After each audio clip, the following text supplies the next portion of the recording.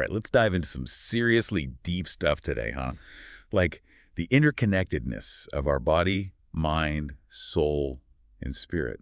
We're looking at this fascinating article, The Intricate Nature of Humanity from the Spiritual Seek website. And honestly, even just glancing at it has got me thinking about life a whole new way. Yeah, it's a real thought provoker. You ready to unpack some of these ideas, see how they connect to, well, to you? I am so ready. So basically, this deep dive is all about how all these different parts of us, our physical body, our thoughts and emotions, that deeper spiritual part, how they actually all kind of influence each other. It's wild. Like what really hit me was this idea that they're not really separate things, but just different aspects of the same thing, Yeah, of us. Yeah. absolutely. Yeah, the article kicks off with something we're all familiar with the body. It describes it as this super intricate machine, almost like miraculous, in Yeah. how complex it is. Right. It's easy to forget, but like trillions of cells working together, forming organs and systems, it's mind-blowing when you really think about it. It is, yeah. And the article highlights that it's actually through our bodies that we interact with the entire physical world, right? Everything, like our senses, the way we move, all our experiences, all of it starts with this incredible vessel we live in. Makes sense. Okay, so we've got this super complex body, but what about the force that drives it all? Our thoughts, feelings, decisions. Yeah. That's where the mind comes in. Oh, we got it. The mind, the control center. It shapes how we see the world, how we experience emotions, how we make decisions. But, and here's where things get really interesting, the article goes into this idea of the mind-body connection, suggesting that, get this, your mental state can directly affect your physical health. Isn't that crazy? I've totally noticed that myself, Yep. When I'm stressed out, I get these tension headaches, and when I'm happy, I have way more energy. But the article, it takes it even further, saying that positive thoughts can actually make you physically stronger. How does that even work? Well, there's a ton of research coming out about this thing called the placebo effect, where like if you expect something positive to happen, your body can actually make changes to match those expectations. There's also studies showing that positive emotions can mess with hormone regulation in a good way, potentially boosting your immune system and even affecting how you experience pain. It's almost like your thoughts are literally sending signals to your body, influencing how it works. That's insane. So it's not just a saying. Your thoughts really can make you stronger or weaker. Whoa. So we've got the body, we've got the mind, but now we're getting into the stuff that always gets me, the soul. How does the article even define something that abstract? Well, it describes the soul as our spiritual essence, right? Like the core of who we are, beyond the physical body and even beyond our thoughts and feelings. It's like the deepest part of you, the part that wants meaning, that seeks connection to something bigger, something divine. Yeah, I totally feel that. Like this feeling that there's got to be more to life than what we just see on the surface. But okay, the article also mentions this theory that some souls might be experiencing Earth for the very first time. Right. Wouldn't there be some kind of evidence of that? Like in our memories or how we act or something? What does it say about that? It's a great question. The article suggests that these first-timers often feel like they don't belong, like they're disconnected from how society works. They might be the people who question the meaning of life a lot or feel super drawn to like spiritual exploration or just have this strong intuition that this world isn't their true home, Doesn't necessarily mean they remember past lives or anything, but more like a deep down feeling of being different, of searching for something beyond what's just here. That's fascinating. Makes you think about like how different everyone's experience really is. Okay, so we've covered body, mind, soul. What about spirit? Where does that fit in? Okay, so the article describes the spirit as like our life force, that spark of the divine that's inside each of us. It's what connects us to something bigger, to what some people call universal consciousness, that feeling of being connected to everything around us. So it's like this energy that flows through us and it's all linked to something way bigger. That's a pretty powerful idea. It is. And the article suggests that it's also our spirit that guides us towards our purpose, towards whatever our special gifts and talents are that we bring to the world. This is all starting to feel so interconnected, like it's all woven together, these different parts of who we are. But if they're that intertwined, how do we even start to understand each one individually? Well, that's where these self-assessment quizzes come in that the article talks about. They're not about giving you like a definite answer, but more like tools to help you think about yourself, Okay, I'm intrigued. What are these quizzes all about?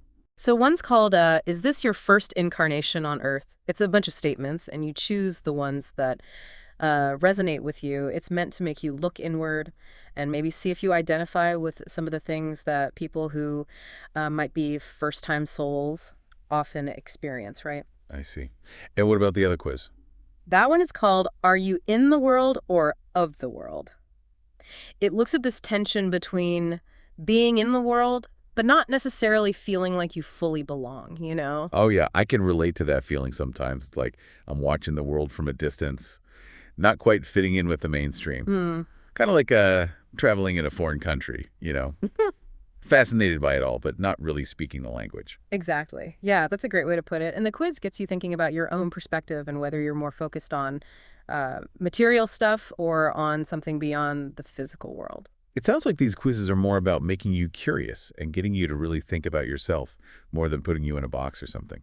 Exactly. They're designed to help you explore these big questions, you know, about your place in the universe and how you connect to all these different parts of yourself, your body, your mind, your soul, and your spirit. I'm already seeing myself in a new light after just this little bit of exploration. Like we're peeling back the layers, you know, and revealing this whole intricate tapestry of who we are. But I feel like we've only just scratched the surface, haven't we? We've laid the groundwork, ready to dive deeper into how all these elements interact. Oh, absolutely.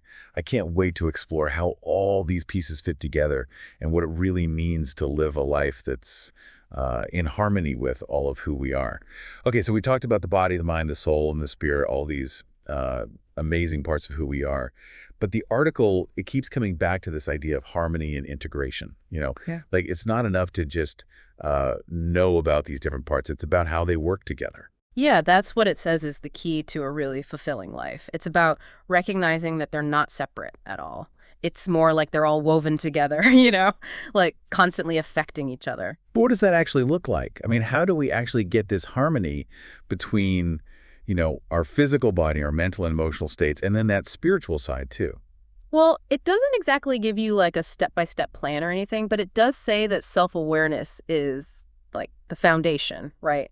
It's about noticing how our thoughts and the things we do, and even our habits, how they impact how we feel overall, Right. turning into what our body and mind are telling us. So like if I'm feeling super stressed and I notice my shoulders are like all tense, that's a sign I need to like do something about my mental or emotional state. Exactly. It's about picking up on those connections and then trying out healthy ways to find that balance again. Could be things like meditation or yoga to de-stress. Or maybe it's about like setting boundaries with people and making sure you're taking care of yourself, you know? Right? It's like we're being told to be the conductors of our own little inner orchestra, making sure everything's playing together nicely.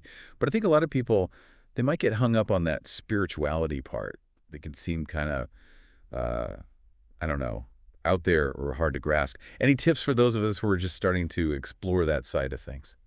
You know, I think the most important thing is to just be curious about it and keep an open mind. Spirituality doesn't have to be about religion or anything like that. It's about connecting to something bigger than yourself, whatever that looks like for you. Maybe Yeah. it's nature, art, music, even just sitting quietly with your own thoughts.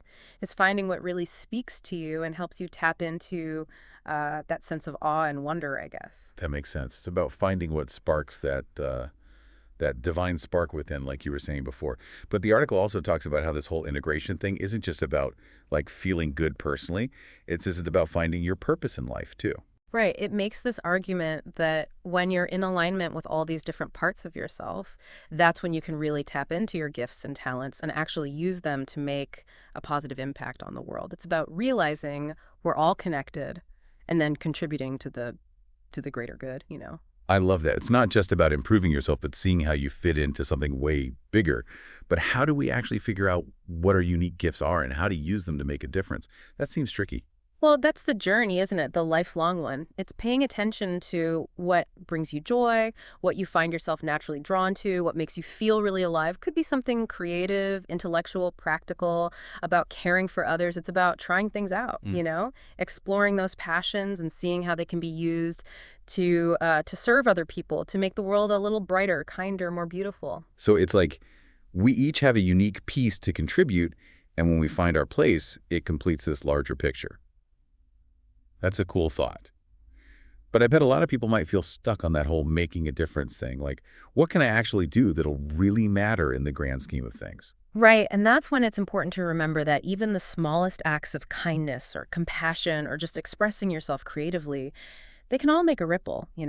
It's about Yeah. shifting your focus from like those big grand gestures to those everyday moments where you can make a positive impact. Hmm. Could be as simple as really listening to a friend who's going through something, or volunteering in your community, or even just expressing your creativity through art or music or whatever. All of it adds up. Each act of love, of service, of beauty, it all helps create a more harmonious world. That's actually really encouraging. It's not about waiting for some big opportunity, but just seeing the power we have in each little moment to make things better. But I'm kind of curious, going back to those first-time souls we were talking about, hmm if some people are here for the first time, how does that work with finding their purpose and this whole integration thing? That's a great question. And the article touches on that a bit. It says that those people might feel this sense of urgency, like a deep need to really make the most of their time here. They might be drawn to checking out different spiritual paths, trying to get a deeper understanding of their place in the universe. Their purpose might even be connected to helping humanity evolve, Yeah. bringing in new ideas that challenge how things are usually done. Wow. So it's like they're on a mission, even if they don't know exactly what it is yet, like pioneers paving the way for new ways of being and thinking. Exactly. They might be the ones pushing the boundaries, challenging all the conventions, getting people to think outside the box. They bring a fresh perspective because they're not weighed down by, like, past experiences or what society expects. I love that. It's like they're reminding us to look at life with that sense of wonder and possibility again, to embrace the unknown and see everything with fresh eyes. But for those of us who've been around the block a few times, how do we get back to that childlike curiosity and sense of purpose? I think it's about practicing that beginner's mind, Mm. approaching every day with openness and just being willing to learn new things, letting go of all those assumptions we have, trying new things, and remembering there's always more to discover, both about ourselves and about the world around us. It's like constantly challenging ourselves, stepping outside our comfort zones, and remembering that life is really about growth and change. You got it. And it's about finding the joy in that process, even when things get tough. Remembering that we're not in this alone. We have each other and this incredible connection that binds us all together. It really is a powerful reminder that we're not alone. We have each other, and we have this amazing web of interconnectedness that links us all. And we have these amazing tools within us, our bodies, our minds, our souls, and our spirits to help us figure out the way and create a life that's full of purpose, meaning, and joy. This has been it's been a lot to think about, but so inspiring at the same time. I think we've reached a good stopping point, though. We've explored so much about how all these parts of ourselves are connected. But there's one last piece to this puzzle we need to talk about. That's right. The article ends with a really powerful quote that I think really sums up everything we've been talking about. Ready to unpack it. Oh, definitely. Let's dive into that final bit of wisdom and see how it all ties together. So we're back for the final part of our deep dive. We've covered so much about the body, mind, soul, and spirit and how interconnected it all is.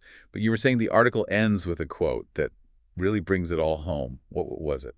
It's by Pierre Teilhard de Chardin. It says, you are not a human being in search of a spiritual experience. You are a spiritual being immersed in a human experience. Wow, I've never heard it put like that. That's a total mind flip, right? We usually think we're these physical beings who, I don't know, maybe have a Yeah. spiritual side or something. But this quote, it's like it's saying our spiritual self comes first. Totally. Yeah, it's a huge shift in how you see yourself. Not that you have a soul, but that you are a soul, like a spiritual being, and you're just experiencing life in this human form right now. Like we've been looking through the wrong end of the telescope this whole time. Instead of trying to add spirituality to our lives, we should be recognizing that it's already there at the core. And this human experience is just like one chapter in a much bigger story. Right. Makes you wonder what that bigger story is, huh? What does it even mean to be a spiritual being having this human experience? That's a big question. And I don't think there's like a single right answer, but maybe that's the whole point. It's a journey of discovery, figuring out your own connection to something beyond yourself. Yeah. And maybe this human experience, it's the perfect way to explore that. We get these amazing tools, our bodies, minds, emotions, to help us navigate a world that's full of challenges and chances to grow. It's like a playground for the soul, a place to try things out, to learn and evolve. And even though it's not always fun in games, there's something beautiful about all the ups and downs. For sure. All the stuff we go through, the relationships, the good and bad experiences, it all shapes us. Yeah. It helps us understand ourselves better. We're like uh, refining our spiritual essence through all of it, like a diamond that gets polished under pressure. I like that. And as we refine ourselves, we're also adding to this, like collective consciousness, right? Every act of kindness, every time we connect with someone, every time we get creative, it all adds to the bigger picture of what it means to be human. So we're not just on our own personal journey, we're part of something way bigger. Absolutely. And realizing that can be so powerful. It means our lives matter, what we do matters, and we have the potential to make a difference just by being ourselves, our true selves. So how do we live a life that honors that? How do we embrace our spiritual side while still living in this human world? I think it starts with being aware, remembering that we are spiritual beings at our core and letting that guide how we think, act, and treat others. It's about living intentionally, being kind to ourselves and everyone else, and finding experiences that really feed our souls. It's about balancing that inner world with what's going on around us, right? Both are important for growth. Exactly. It's not about running away from being human. It's about really embracing all of it, the joy, the pain, the wins, the losses. It's all part of this big cosmic dance. Being present in every moment, appreciating the beauty, finding meaning in the everyday stuff. And remembering that we're not alone. We're surrounded by other souls, each on their own path, but all connected and all contributing to the evolution of consciousness. This deep dive has been, wow, it's been a lot, but it's a good reminder that there's so much more to life than what we see on the surface.